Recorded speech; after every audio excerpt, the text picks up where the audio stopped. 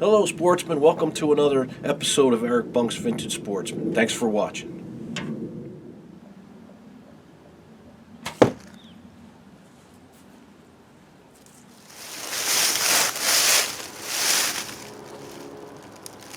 Hello folks, welcome to another season of Eric Bunk's Vintage Sportsman. It's October 30th and it's like 80 degrees. I got no deer activity on camera. One deer came through in the middle of the night, but and we got our old bow here, the old I think it's a 58 Kodiak, and we got our old cedar arrows, and I guess, I don't know, not looking promising so far, but we'll see if we can get some deer on film, maybe get one this year, and got some vacation time now, so hopefully get out in the woods, here this next couple of weeks and have some fun. That's the main thing. Even if I just hike around or sit, maybe see a fox or a coyote or some turkeys, it'll be fun. But it's just this time of the year is a time to unwind and just be able to just have a good time in the outdoors. That's what we got to stress. Take the pressure off, breathe in the fresh air, and have a good time. So I want to wish all the hunters out there this year good luck. By the time you see this, the hunt season will probably be over by the time I film everything, but hope everyone's having a good season, and just want to say God bless. Thanks for coming to the channel. We're just out to, we don't claim to be experts, we just go out and have fun, so enjoy this time we have in the woods. Folks, I'd like to talk to you about broadheads today. A couple different kinds we're using. One is the good old bear razor head. I mean, you guys know this one. This is the traditional #1 broadhead.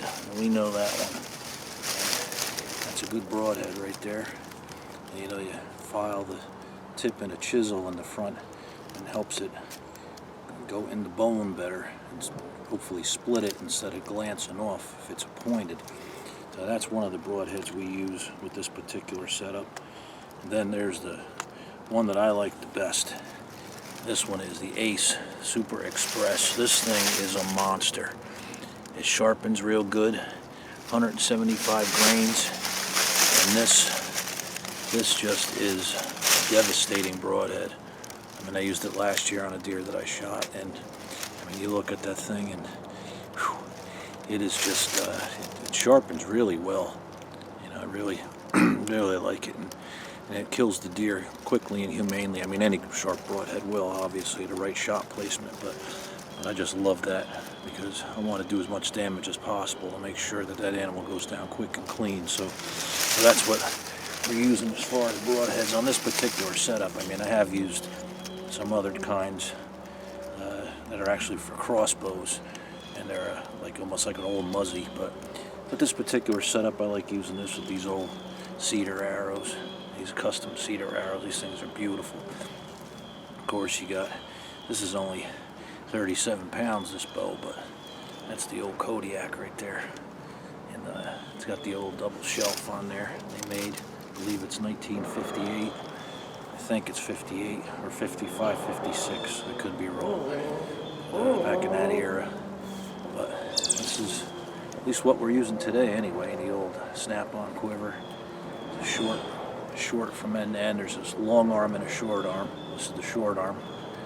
Dave Spangenberg would appreciate that, the short arm. It's an old joke. Only Dave knows. And the Gillen boys. But yeah, so this is what we're using. So we might switch bows during the season. We always mess around and have fun, but so far this suit's nice, so here we go, man. All right.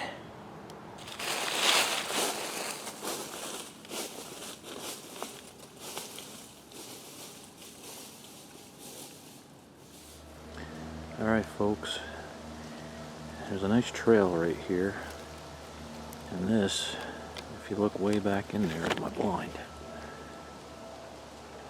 Now I would be sitting way up in there underneath that, sitting right in there.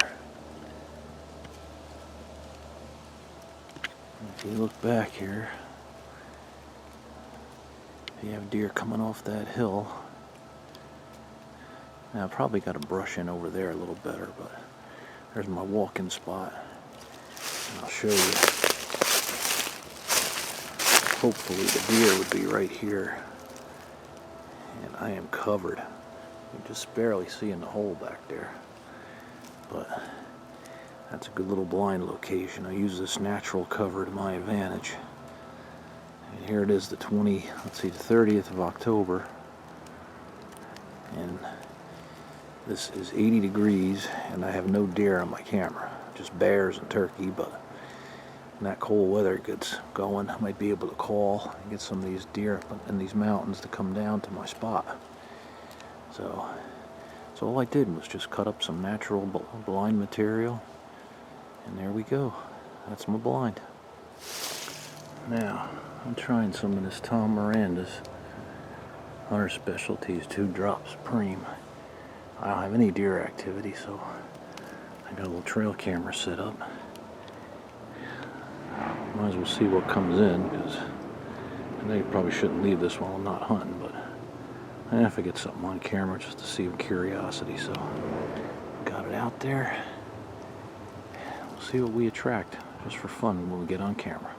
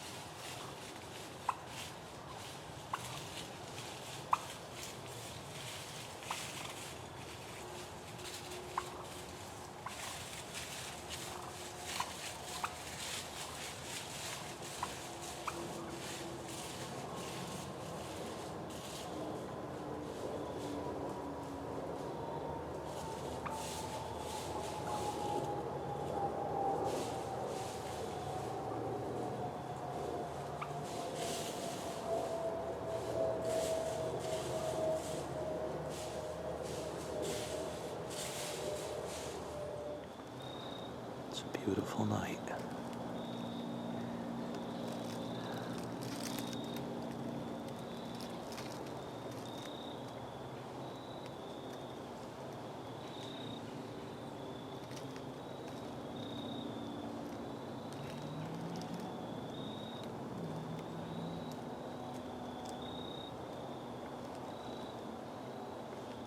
How exciting was that, folks? We had them wild turkeys coming in.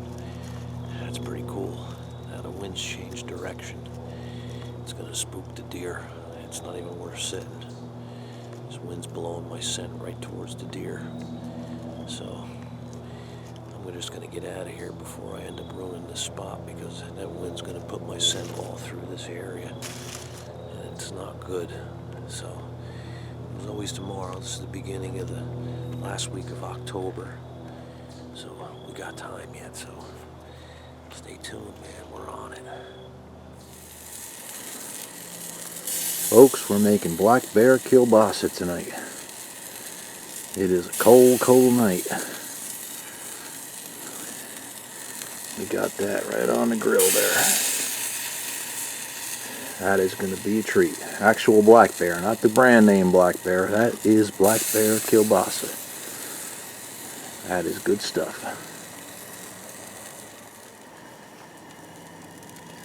Look at that stuff, folks. Doesn't get any better than that. Doesn't get any better than that. Folks, we're ready for our afternoon bow hunt today. It's gotten really warm outside, so I like it when it's colder, but we're on vacation, we're enjoying life. We just have to roll with it. And I guess nice temperatures is kind of good for a while, but the game moves when it's a lot colder, but we're just going to have some fun. We got the trusty Kodiak here, and I think I made a mistake the last time. I think this is 1955, 56, not a 58, but I don't know. It's a good bow. and she's awful sweet, and she's ready to do the job. So we got her good broadhead selection. We got bare broadheads, and we got herself an Ace Super Express. That's the Cootie Gracie. That's the good one. They're all good, but I like that one. But we're ready to go, man. So stay tuned. Hopefully we get something on film. All right, folks. What we have here is some of the thickest, nastiest cover you can get in along this creek bottom here. And this is where we're going to set up. We'll show you in a minute. And this is all thick picker bushes. This is a thick swamp. And we're going to come down in here, and we're going to try to get them. The thicker the better, so I can hide in there with that recurve bow and get a shot from a short distance. So we're going to try to get down in these areas. This is what holds the most game, down in these lower areas. So I'm going to show you with the creek bed we have here and show you our little stand setup. So come on along. All right, folks, right up in there is where I'm going to be sitting. Right behind that grass, I'm going to have a chair set up along this riverbank here. And any of the deer that cross over through here up to this other side, I'm going to be well hidden. I mean, that's Mother Nature's blind at its best. So I'll be right up in there. So this is like a perfect setup. I love hunting these lowlands here. I mean, this is great stuff. I mean, they'll walk along these long running edges here, long running barriers, as Tom Miranda would say, for the fox trappers, and any trappers know this. This is where all the game sets, all the game falls along these little streams and brooks. So I'll show you the next part, and I'll show you the rest of the creek bed. Okay, this is what we got. We're in a huge drought situation now, so we have a long creek bed here that's almost dry, and the deer, the fox, coyote are all using this, as they always do, but a little bit more now it seems like. So we're set up along this long area stretch here. We're going to try to get them crossing over from one side to the other. We're sitting right in the creek bed. It's the only spot we got. Kind of out in the open, but it's kind of like a last minute sit. Because the deer may move along the edge of this brush and may get a shot. Not the ideal setup, but we may get some deer on camera. Maybe some raccoons or something, who knows. It's great, man. Stay tuned.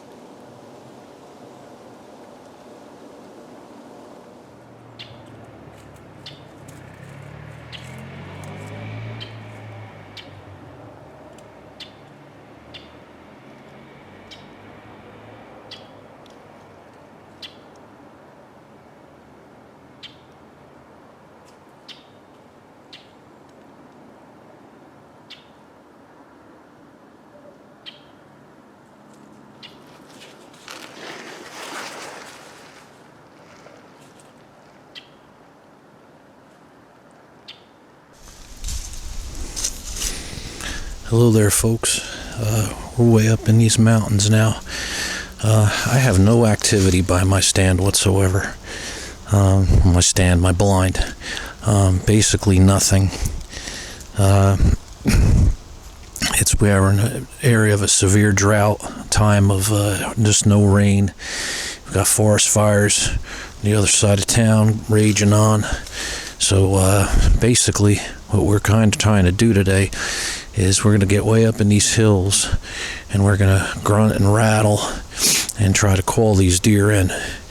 And what we're going to try to do is you have these big pockets, benches, and then you have a big kind of area indentation where you have mountain laurels, and the deer will run these areas for the cover. And sometimes they'll run the tops of the ridges too. They have trails all through there. So what we're going to try to do is set up in them ridges and sit for an hour at a time, call and rattle, and see if we can get any deer to come through. We'll just kind of wander around, and the name of the game too is having fun. So you know, and you can get deer all day long. They wander these mountains. They're all over the place. You're missing out on the best hunting if you're not hunting during the middle of the day. You know, what temperatures just cooled down. They've been super hot lately, and it's November, beginning of November, and we're going to try to get them. So stay tuned. We'll see if we get anything. If not, we'll just have a good day in the woods. Stay tuned.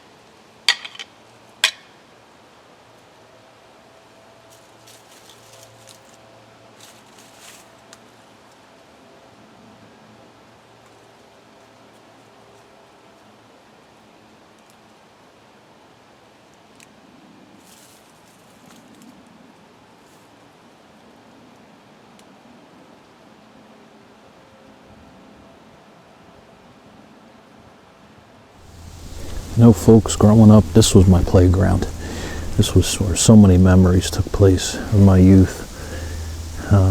Still continue today. I know I say it every video, and I always film this every year because I am afraid eventually there's going to come a time when I can't hike these mountains anymore as I get older. And I just want these memories, you know, so I just kind of bring everybody along with me. But this is it, you know, it's just a beautiful day every November. I take a couple weeks vacation and I just try to get out here and hunt these hills and hike around and have lunch, and it's just really beautiful. And we're taking you along, man. This is great. You know, this is that's good exercise at the same time. You know, like going to the gym and stuff like that, but this will keep you going, man. Keep on as long as you can do it.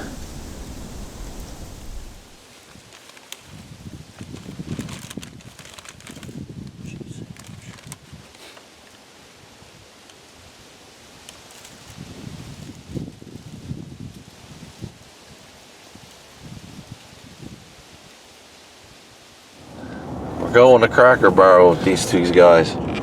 What are you doing? What are you doing? Ready for some food. Ready for some chow. What about you, Gary? Ready for some food? Yeah. All right. Ready to go, man. Here we are pulling in the Cracker Barrel. The greatest place to eat. Although better down south, but it's all right. Country fried steak, Gary. Country fried steak. Best. There they are. Ready to go, man. Country fried steak. And one of these days we're going to get out and go fishing. Going to show you some bass catching. Remove your valuables. Uh-oh. What does that tell you? Yeah. They should have left them in the truck.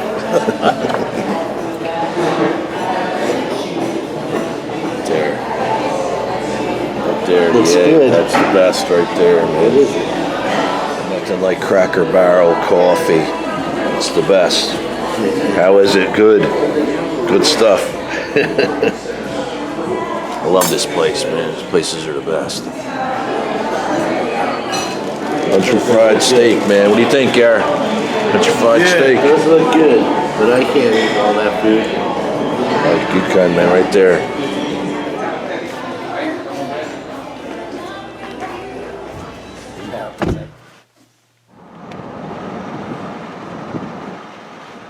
Rita Mae's Flowers, Gifts, and Worms. This is right. This is great. This is film history here. What are you gonna do with this stuff? Pole vaulting. Pole vaulting. The new pole vaulting champion of the world. This is a water pipe for my kitchen drain. All right. I accept it. All right, gentlemen. You want me to carry that for you? All right, just checking. Hey. Step to the side. Hello, Art. Well, no.